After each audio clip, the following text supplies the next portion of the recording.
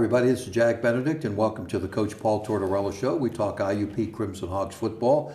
What a day it was Saturday, and a 77-14 win over Lock Haven. And a great day all around with things happening. The weather was good, and of course the team now is in with a record of 3-0. Let's start with that. I mean, just the whole surroundings of what went on, concert, Hall of Fame day, football game, and this is what we were talking about before we talk about specifics on football, an event. Well, yeah, it was more than just a football game. You could kind of tell. We go to our pregame meal about 12 o'clock, 12:15 over on the other side of campus, and there was a lot going on already with the tailgates and all the cars in the parking lots and the flags, and then obviously the concert, the Hall of Fame luncheon. A lot of former players back, so it was an event, so to speak. Yeah, good representation, former players. There were quite a few that were announced in between the first and second quarter. Yes, I'll tell you, we've had a lot of former players here the last couple of years coming to a lot of different games. Some obviously can't make all of them, but I would be willing to say 40 to 50 almost every Saturday come back at different times. Sure, that's great.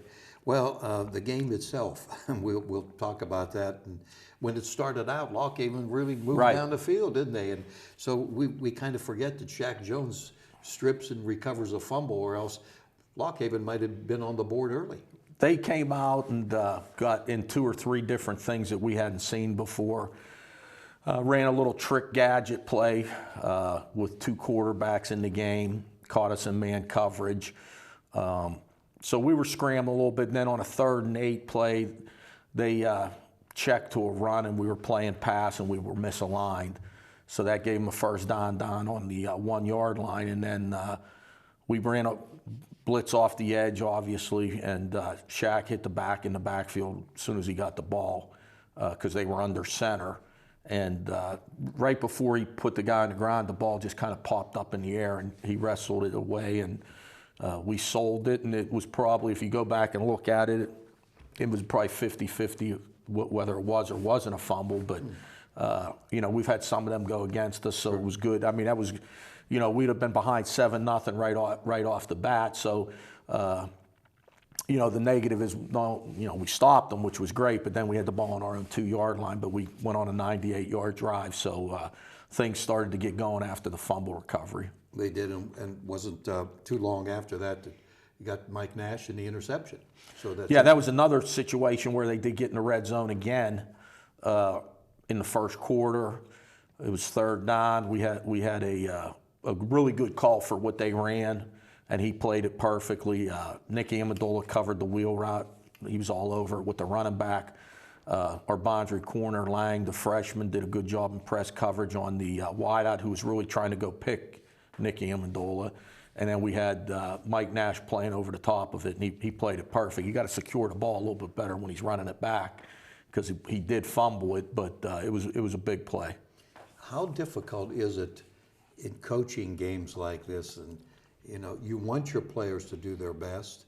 They want to do their best, but you don't want to embarrass anybody. But it's nice when you win. It's just a difficult situation, though, isn't it? Well, we talk more about how we're performing and what our standard is, and in the second half we played most of our 2s and 3s.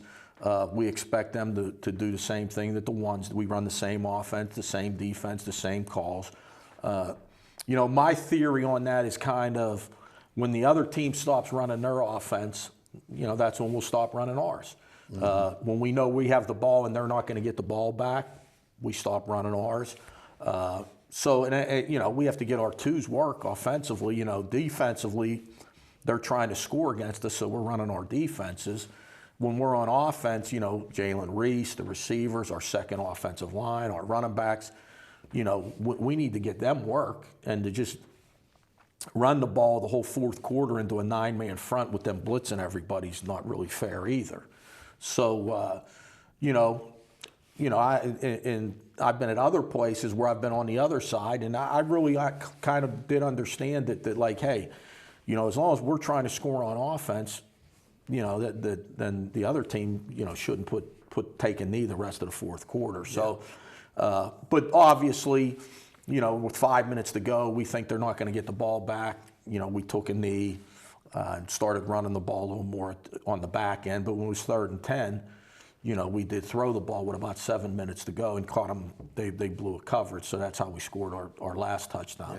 Yeah, 11 touchdowns on the day, and some names that maybe IUP fans are not totally familiar with. Of course, Dwayne Walls has been around for a while, but young Cam Suman, Adam Hauser in his first touchdown run.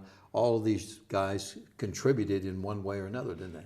Yeah, and we probably 35% of our practice, so I'd say probably about 30% of our practices is repetition for the twos.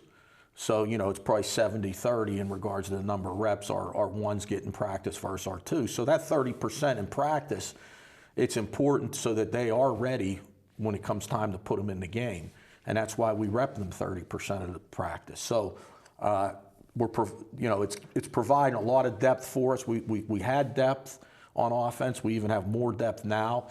And I think defensively is where we've really kind of added some depth with playing a lot of guys in the second half who we weren't sure were quite ready yet. Now we feel pretty good that we do have a group of about 18 to 20 guys that we can play with on defense. Yeah, boy, that really pays off.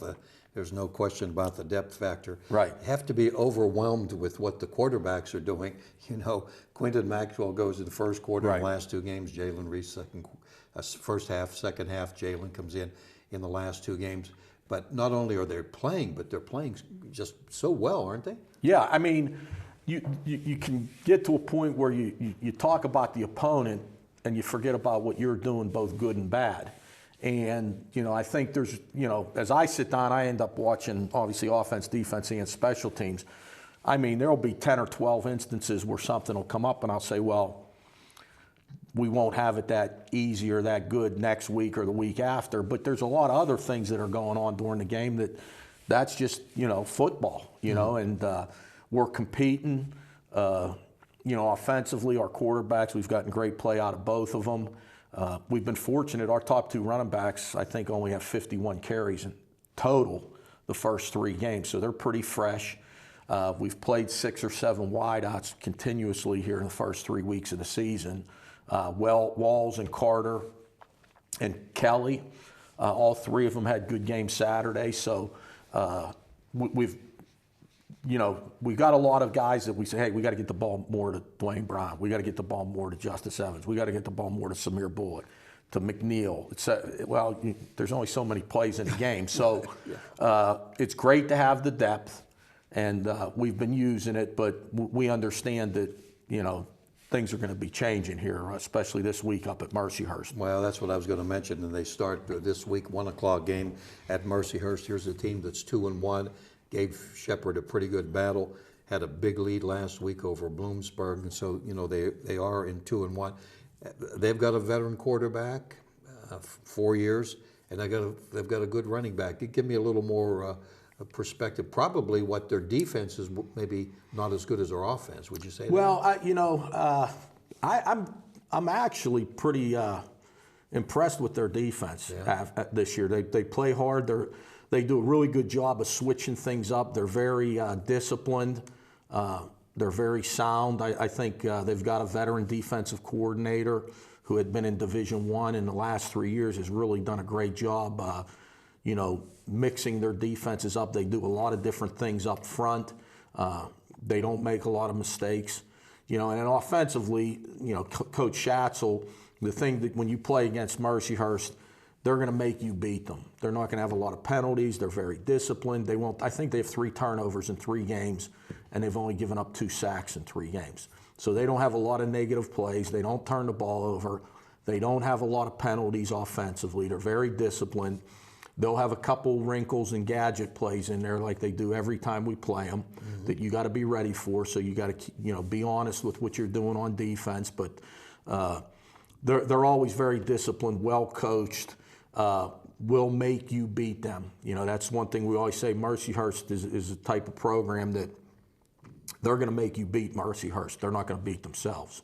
Yeah, I remember the game with Kurt Kurt Signetti, the comeback, you guys had to come back. That was a heck of a game. Right. And I mean, and they were very good then, too. Right. Yeah. Well, and the thing I reminded our team of after the Lock Haven game in the locker room was, 2 years ago we went up there the 10th week of the season. We were ranked number 1 in the country. We were 9-0. And we were in that locker room at halftime losing 10-7 up at Mercyhurst. And it wasn't a fluke. They played a great first half. We didn't play very good, but it really wasn't a fluke. They whipped us in the first half, and then we came on and had a great second half and kind of got the lead and then took the game over. But, when you go through the games before we got into the playoffs, probably Mercyhurst was the tightest, closest game we played that year until we got to the playoffs. Yeah. Looking at the team and the young guys that you've been playing, and you had some people out last week. Give us an update on the injury situation. At one time, I'm looking there was all these true freshmen playing. Right. I looked out on defense, the one situation. We had true freshman linebacker, 3 true freshman secondary players. Yeah. So we had 4 true freshmen out there on defense. Right now, it looks like we got McAllister that didn't play and Streeter that didn't play. I think they both have a chance to play. We'll see this week. They probably won't practice till at least Wednesday. A couple other guys, Geisinger may be back. Dreyer may be back. I think we have a chance to have just about everybody but Brian Williams. He had gotten hurt Saturday with an elbow. He'll probably be out for a couple weeks. How about Malik Anderson? He's fine. He got the wind knocked out of him. I got a little scary there. Yeah, absolutely. Because, he's our third running back, but he's our third down back. And when you look at Malik Anderson, for his production, for the amount of plays he plays, it's tremendous. I mean, he's averaging like 8 yards a carry. He's averaging 12 yards a catch. He's really good in pass protection on third down. So, I mean, he's a valuable part of our offense as the third running back, and we were concerned there, but he's fine. He just got the wind knocked out of him more than anything. If you were to look at a position, I don't mean an individual, but as a group like defensive line or offensive line or secondary, what group you think has maybe improved the most from last year to this year? I would say if I had to pick offensively, I would say at wide receiver. Not that our other groups haven't improved, but I think we've taken a step at wide receiver. And I think defensively, probably the 2 Don guys inside have really taken a step. And I think our corners are playing well. JR's playing like he did when he was a sophomore. Streeter played very well the first 2 games, and then we used Lang and Taval Brown on Saturday, and they both played pretty well. Taval Brown came in there and had a really good game. So, and the freshman was out there, started the game. Lang played a lot of plays, was involved in a lot of different plays. So he got a lot of work. So, if I had to pick the 3 positions, I'd say wideout, the 2 inside Don guys, with Shockley being in there. We really play 3 of them inside for 2 positions, which keeps those guys fairly fresh. Especially when it's 85 degrees. And it was really hot Saturday. And I think we wore them out a little bit, too, in the second half.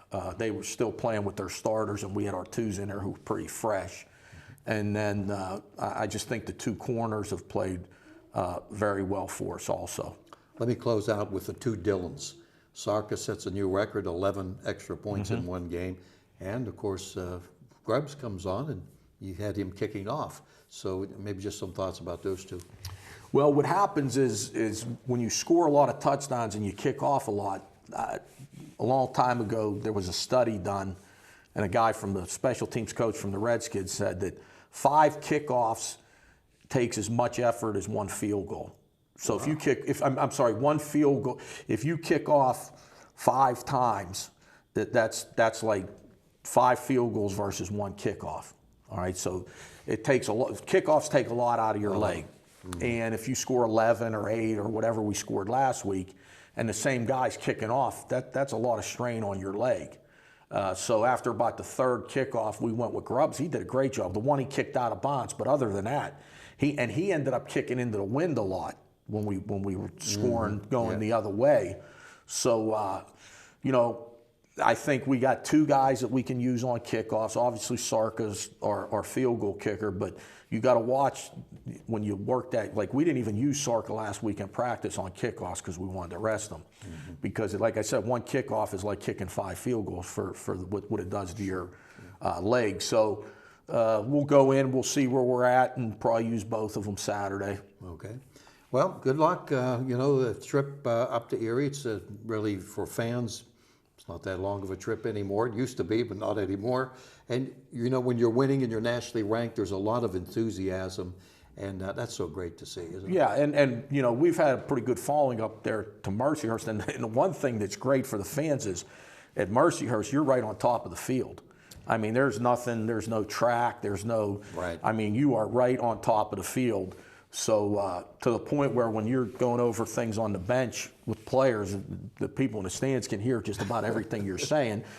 So it's a great venue to watch a game because you're right on top of the field. And so it makes it a lot louder than, you know, it probably makes it twice as loud as it really should be. It's not a really big stadium, so it's crowded, obviously, because it's not a huge stadium. And it makes it feel like there's more people there than are really there. And it's great for the fans because they are literally right on top of the field. Well, we'll have some fun. It'll be a great matchup. Good luck to you. Okay, thanks, Jack. 1 o'clock kickoff from Mercyhurst, and of course all the coverage coming your way this weekend. So it's a great matchup. Be a nice trip for you fans to come on up to Erie and watch IUP and Mercyhurst. For the coach, this is Jack Benedict. Have a nice evening.